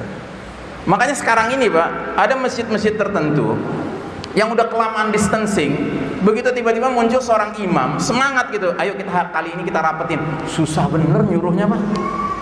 Udah jadi kebiasaan. Dan memang benar dalam teori kebiasaan Pak, kalau seseorang dibiasakan mengerjakan satu perbuatan terus menerus selama 40 hari, itu biasanya habis itu nggak bisa berubah lagi. Sekarang sholat yang nyentrik ini udah lebih dari 40 hari nggak? Udah lebih dari 40 hari gitu. Ya. Itu ajakan Pak, ajakan ya. Wah nih Ustadz Iksan ekstrim nih, kan bahaya juga kalau kita ketularan gitu. Lah taunya bakal ketularan dari mana? Sehat, sakit, sembuh, sakit, hidup, mati di tangan siapa? Di tangan Allah, bukan di tangan manusia Pak. Tapi yang pasti ini simpul terakhir Pak. Sholat ini simpul terakhir. Simpul yang lain udah pada copot Pak. Simpul hukum udah copot, ekonomi udah copot, sosial udah copot, budaya udah copot, ya kan? Pendidikan udah copot, medis sudah copot, ya kan? Mau simpul sholat copot juga, terus kita diam-diam aja, kita ikut aja, ya kita ikut bertanggung jawab. Makanya sampai hadis Nabi begitu tegas mengatakan, ada orang-orang yang aku lihat wajah mereka bercahaya, tangannya bercahaya, kakinya bercahaya di hari berbangkit. Aku panggil lah mereka, karena itu bukti-bukti berwudu dulu di dunia. Malaikat nggak ngasih tuh, dihalau sama malaikat. Aku panggil lagi kemari, dihalau. Akhirnya malaikat menerangkan, ya Muhammad, engkau tidak tahu setelah engkau wafat mereka rubah ajaranmu. Wah, mendengar begitu akhirnya Nabi bilang, sokon, menjauhlah kalian. Gak mau Nabi deket-deket sama orang-orang yang merubah ajarannya. Gitu. Terus kita hari ini rame-rame disuruh merubah ajaran Nabi. Nurut aja, ya, nurut aja. Ingat, saya bukan ngajak kepada kecelakaan, Pak. Saya ngajak kepada sunnah Nabi Muhammad SAW. Kalau Anda diajak oleh saya kepada sesuatu yang nggak ada dalil-dalilnya dari Nabi, silahkan Anda tolak. Tapi dalil-dalil dari Nabi begitu jelas. Nabi bilang, jangan biarkan ada celah di antara kalian menjadi tempat setan di situ. Terus kita doyan bener sholat sama setan, ya. Jangan doyan sholat sama setan, ya. Tunjukkan kita dengan sesama saudara beriman ini nggak ada rasa ragu, nggak ada rasa khawatir, ya kan? Sudah, dia saudara beriman kita, mari kita mendekatkan. Sampai Nabi nanya, kenapa kalian nggak bersaf seperti para malaikat bersaf di hadapan Rabbnya? Ya para sahabat bingung, nggak pernah lihat malaikat. Akhirnya nanya, ya Rasul, emang bagaimana sih para malaikat bersaf di depan Allah? Mereka mendahulukan saf awal dan mereka rapat satu sama lain. Jadi Nabi tuh bangga kalau orang-orang beriman itu sholatnya kayak para malaikat di depan Allah. Masa Nabi bangga dengan begitu, kita bangga dengan yang lain, ya? Dengan 1001 alasan yang pada hakikatnya semua alasan itu duniawi, Pak. Bukan alasan ukhrawi. Nggak ada jaminan di akhiratnya. Itu jaminannya di dunia, itu pun jaminan yang masih bisa diperdebatkan, ya. Baik, nah jadi saudaraku rahimakumullah, si iblis ini dalam khutbahnya ini akhirnya minta kepada mereka-mereka yang sudah ngikutin dia supaya jangan mencerca aku. Ya, lo mau nyalain diri lo sendiri, gitu. Jangan nyalain gue, nyalain diri lo sendiri. Nah, terus yang nyakitin dia bilang apa? Ma ana bimusrikhikum wa ma antum bimusrikhi. Aku sekali-kali nggak bisa menolong kalian, kalian pun sekali-kali nggak bisa menolong aku, ya. Sudah, kita sama-sama di neraka, udah kita nggak bisa saling tolong menolong, kita udah sama-sama celaka, begitu, ya. Kan nyakitin, Pak. Udah selama ini minta perlindungan dari dia, minta pertolongan dari dia, minta kepemimpinan dari dia, begitu di sono, ya kan, keluar aslinya dia bilang apa? Udah lo nikmatin dah disiksa sama Allah, nauzubillahi min dzalik, ya. Mau begitu, ya. Tentu nggak mau kita. Kita maunya di dunia kita cari tempat berlindung yang hakiki, yang sampai di akhirat ketika tersingkap semuanya benar, disitulah tempat yang hakiki untuk berlindung, yaitu Allah Ta'ala. Anil malikil yaum, kata Allah di hari berbangkit nanti kan, akulah raja hari ini. Ainal mutakabbirun, ainal jabbarun. Mana itu orang-orang yang sombong, mana itu orang-orang yang memaksakan kehendak mereka waktu di dunia? Diam semua, Pak. Nggak ada yang berani ngomong. Fir'aun hadir, Namrud hadir, Abu Jahal hadir, Abu Lahab hadir, Dajjal hadir, nggak ada yang berani ngomong. Makanya kenapa kita di dalam sholat baca Al-Fatihah itu ada satu ayat bunyinya Maliki Yaumiddin, supaya kita yakin, Pak, kita akan hadapi hari di mana di situ Allah benar-benar jadi Malik, Pak. Nah, dari dunia ini jadikanlah Allah sebagai Malik, jadikan Allah sebagai tempat kita berlindung, bernaung, jangan yang lain. Yang lain itu akan mengecewakan, dan mengecewakannya nyakitin banget. Makanya di ujung akhirnya si iblis ini khutbahnya bilang apa? Inni kafartu bima asyraktumuni min qabl. Sesungguhnya aku tidak membenarkan perbuatan kalian mempersekutukan aku dengan Allah sejak dahulu. Dasar setan. Gitu. Jadi dia sendiri nggak menganggap itu benar, itu syirik itu nggak benar. Makanya kalau ditanya iblis itu cerdas apa tidak? Cerdas, ngerti, Pak. Makanya kita menilai mulia tidaknya orang bukan sekedar berdasarkan kecerdasannya, Pak. Karena kalau bicara cerdas, tahu syirik itu batil, ya kan?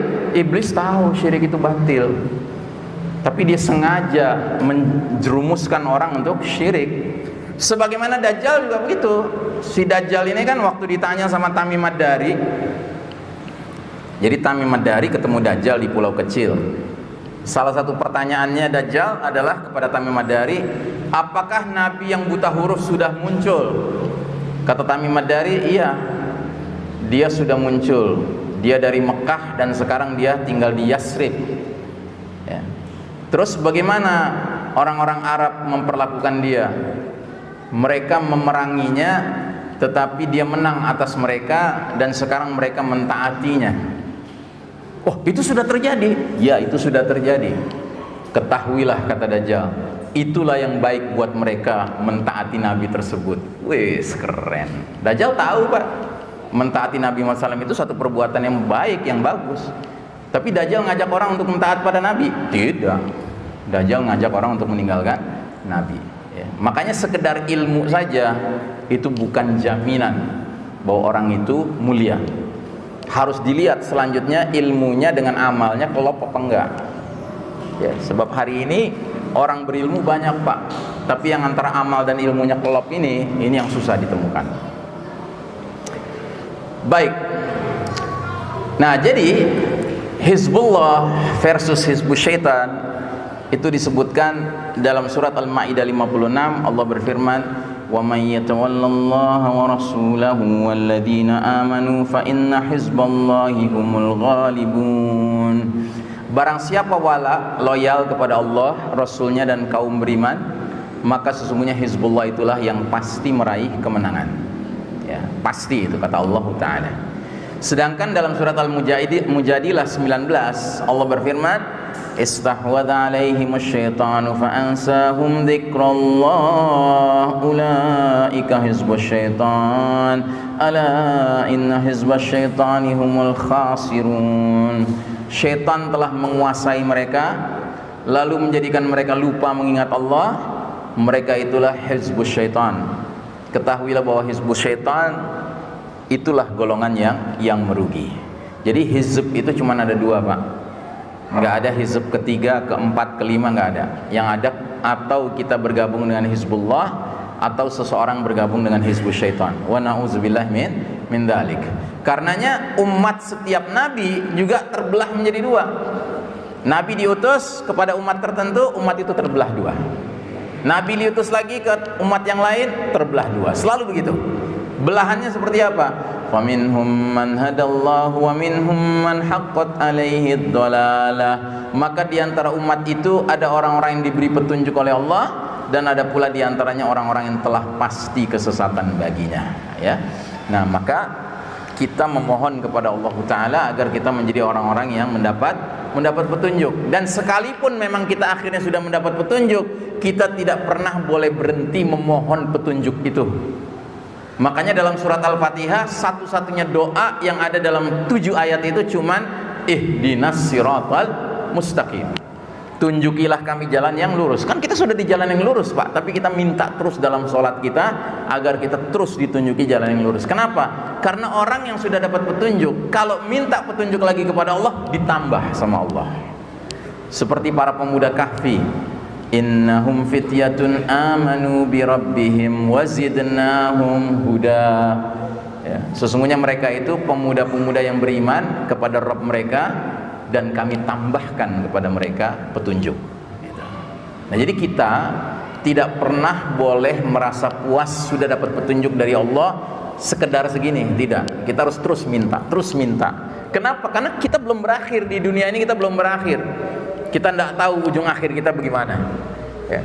Maka yang namanya orang beriman tidak boleh pernah bosan meminta petunjuk kepada Allah Ta'ala.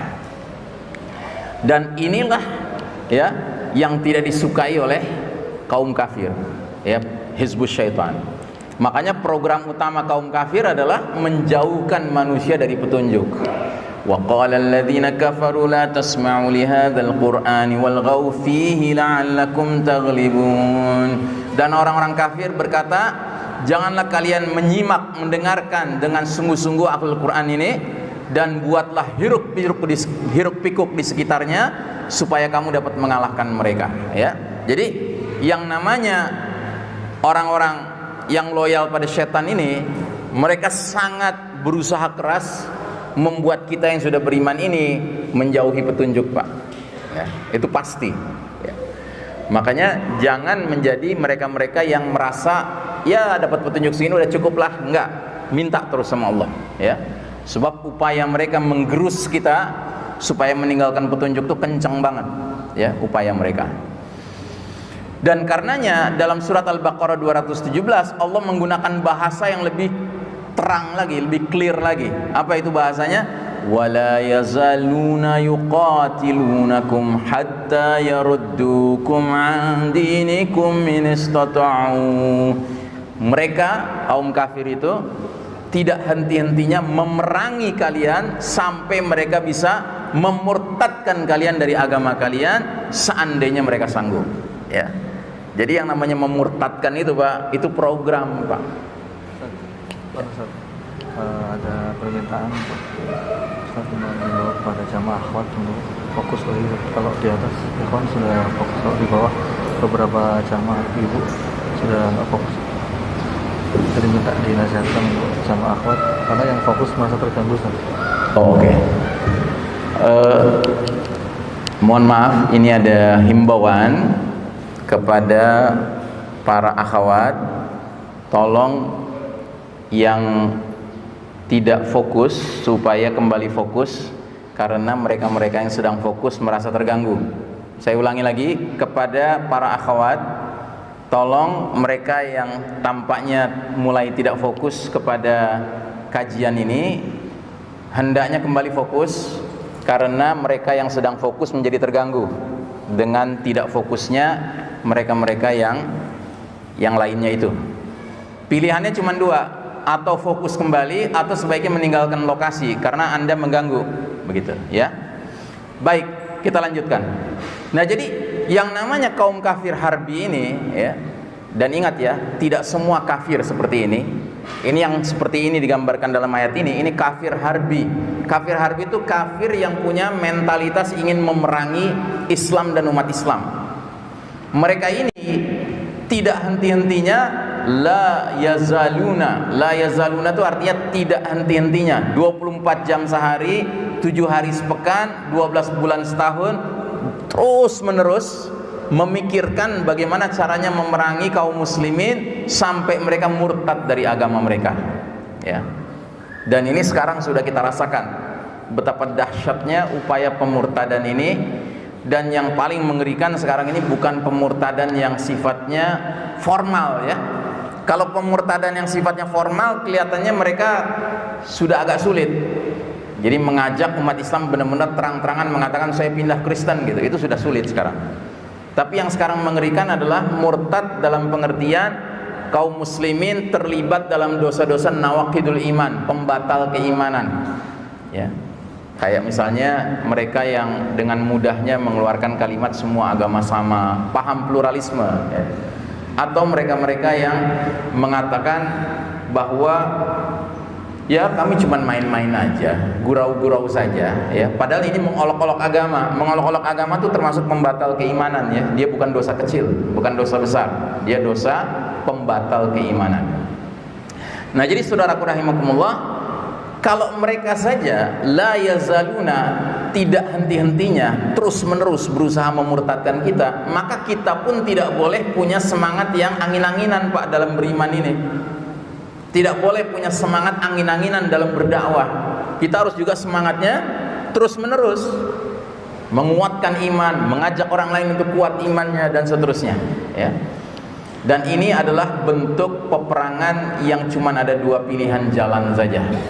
Dalam bahasa Al-Qur'annya, alladzina amanu yuqatiluna fi sabilillah walladzina kafaru yuqatiluna fi sabilit taghut faqatilu awliya asy-syaitani inna kaida asy-syaitani kana dha'ifa. Orang-orang yang beriman berperang di jalan Allah, dan orang-orang yang kafir berperang di jalan taghut. Sebab itu perangilah kawan-kawan setan itu, karena sesungguhnya tipu daya setan itu adalah lemah. Jadi seperti tadi pengelompokan kanan dan kiri tadi, jalan yang ditawarkan itu juga cuma hanya ada dua, atau berperang di jalan Allah atau berperang di jalan taghut. Nggak bisa orang itu berperang di jalan taghut yang ke-Islam-Islaman, nggak bisa, ya kan? Atau berperang di jalan Allah tapi make ideologi taghut, nggak bisa, ya. Dia harus clear, atau ikut jalan Allah atau ikut jalan taghut, ya. Dan hari ini penawaran jalan tagut itu sudah aneka ragam Pak, namanya, sebutannya ya. Karena kita harus sangat khawatir ya. Dan kalau kita berbicara perang ya, Nabi Muhammad SAW sampai mengatakan dalam sebuah hadis, man mata walam yaghzu walam yuhaddits nafsahu bil ghazwi mata ala sya'batin min nifaq. Barang siapa yang wafat, meninggal dunia, dan dia belum pernah berperang serta belum pernah punya niat untuk berperang, maka dia meninggal wafat berada di atas salah satu cabang kemunafikan ya. Jadi yang namanya punya niat berperang di jalan Allah itu sesuatu yang wajib hukumnya. Setiap muslim harus punya niat itu. Soal niat itu sampai akhir hayat terpenuhi atau tidak, itu urusan lain. Tapi yang jelas tidak boleh ada seorang mengaku mukmin tidak punya niat untuk al-qitalu fi sabilillah, berperang di jalan Allah Ta'ala. Wajib itu ya. Ini hadisnya, ini dalilnya. Barang siapa mati gak pernah berperang dan gak pernah punya niat untuk berperang, maka dia meninggal di atas cabang kemunafikan. Na'udzubillahi min dzalik ya. Nah, cuman jangan jadi orang yang doyan untuk cari gara-gara. Karena Nabi bilang juga di hadis yang lain ya. Nabi bersabda, ayyuhan nasu la tatamannau liqa'al adu. Hai manusia sekalian ya, janganlah kalian mengharapkan bertemu dengan musuh. Jadi jangan berangan-angan ingin segera ketemu musuh. Wassallallahu al-afiyah, dan mohonlah kepada Allah keselamatan. Jadi yang kita harus minta kepada Allah adalah keselamatan. Tapi fa idza laqitumuhum, kalau kalian sudah ketemu dengan musuh, fasbiru, bersabar, jangan lari dari medan perang. Wa'lamu annal jannata tahta zilalis suyuf, dan ketahuilah bahwa sesungguhnya surga itu terletak di bawah naungan pedang-pedang ya. Jadi di satu sisi kita nggak boleh punya niat buru-buru ingin perang gitu ya. Karena apa? Karena pada hakikatnya yang tahu kita sudah siap atau tidak siap berperang itu Allah. Biarkan Allah yang menentukan jadwal kapan kita harus ketemu dengan musuh. Jadi jangan berangan-angan ingin segera ketemu musuh ya. Makanya jangankan kita generasi yang banyak kelemahannya ini, sedangkan generasi para sahabat saja itu dalam surat Al-Anfal sebelum perang Badar itu digambarkan, wa tawadduna anna ghaira dzati syaukati takunu lakum, dan kalian wahai para sahabat menginginkan ketemu kafilah yang enggak bawa senjata. Jadi kalau Anda pelajari sejarah sirah nabawiyah tentang perang Badar, itu kaum muslimin para sahabat dari Madinah punya dua kemungkinan: ketemu kafilah dagangnya Abu Sufyan yang sedang bergerak dari Syam menuju ke Mekah, atau ketemu pasukan yang lengkap dari Mekah, kaum Quraisy musyrikin 1000 orang bersenjata lengkap siap perang begitu. Nah itu dijelaskan dalam surat Al-Anfal bahwa para sahabat itu menginginkan yang nggak bawa senjata itu padahal mereka generasi terbaik ya, mereka saja sudah generasi terbaik, ketika punya dua pilihan malah milih yang lebih ringan yang nggak bawa senjata. Tapi Allah lebih tahu. Allah tahu bahwa mereka walaupun jumlahnya cuma 313 orang sudah cukup kuat untuk menghadapi yang 1000 orang yang senjatanya lengkap. Akhirnya dipertemukan dengan yang itu. Dan qadarullah, sejarah mencatat bahwa dalam perang Badar kaum muslimin yang minoritas itu 313 bisa mengalahkan yang mayoritas 1000 orang itu dengan izin Allah Ta'ala. Jadi di sini terbukti bahwa para sahabat itu mengikuti arahan Nabi. Jangan berangan-angan ingin ketemu musuh, mintalah keselamatan. Cuman ketika sudah dipertemukan jangan lari gitu, ya. Nah jadi Allah Ta'ala berfirman dalam surat Al-Baqarah 216 bahwa berperang ini suatu keniscayaan, dan bahkan Allah mengatakan ini suatu kewajiban. Kutiba alaikumul qitalu wa huwa kurhul lakum. Diwajibkan atas kalian berperang, padahal berperang itu sesuatu hal yang kamu gak sukai, kamu benci. Allah Maha tahu bahwa kita manusia ini Hakikatnya tidak ada yang mau istrinya jadi janda, kita mati perang. Anaknya jadi yatim, kita mati perang. Allah tahu itu. Tetapi kata Allah, wa asa an takrahu syai'an wa huwa khairul lakum wa asa an tuhibbu syai'an wa huwa syarrul lakum. Boleh jadi kamu tidak menyukai sesuatu, membenci sesuatu, yaitu perang, padahal perang itu amat baik bagimu. Dan boleh jadi kamu menyukai sesuatu, perdamaian, padahal perdamaian itu amat buruk bagimu. Ya, apa gunanya suasana damai tetapi talbisul haqqo bil batil, ya, kebenaran dengan kebatilan campur aduk kayak sekarang ini. Kita sekarang ini damai, Pak, nggak perang. Tetapi hak wal batil kan campur aduk, Pak. Ini sesuatu yang buruk sebenarnya, ya. Wallahu ya'lamu antum la ta'lamun. Dan Allah Maha mengetahui sedang kamu tidak mengetahui. Nah, jadi saudaraku rahimakumullah, hanya ada dua seruan di dunia ini. Dzalika bi annallaha wal haqqu wa anna ma yad'una min dunihi wal batilu. Yang demikian itu karena sesungguhnya Allah dialah al-haq, kebenaran, dan sesungguhnya apa saja yang mereka seru selain Allah itulah yang batil. Jadi di dunia ini saudaraku rahimakumullah, cuman ada dua seruan, dakwatul haq dengan dakwatul batil, ya. Jangan sekali-kali ikut dakwatul haq yang dicampur adukan dengan batil, dan jangan sekali-kali ikut dakwatul batil atas nama al-haq, gitu. Kita harus namanya al-haq dan hakikatnya memang al-haq. Itulah yang kita serukan, itulah yang kita bangun, ya.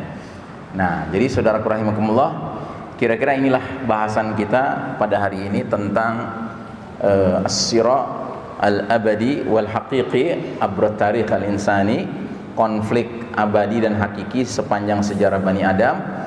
Mudah-mudahan apa yang saya sampaikan ini menjadi ilmu bermanfaat untuk kita semua, agar kita tidak terperosok ke dalam jebakan-jebakan konflik yang tidak hakiki, yang tidak abadi, ya. Kita maunya kalaupun terlibat dalam konflik, kita berada pada posisi yang hak, menghadapi posisi yang batil, dan kita tidak terjerembab ke dalam jebakan-jebakan divide et impera, ya, pemecah belahan, dalam rangka untuk kita dikuasai oleh musuh-musuh Allah Subhanahu wa taala. Saya kira demikian. Wassallallahu ala nabiyyina Muhammadin wa ala alihi washabbihi wasallim tasliman. Walhamdulillahirabbil alamin. Wassalamualaikum warahmatullahi wabarakatuh.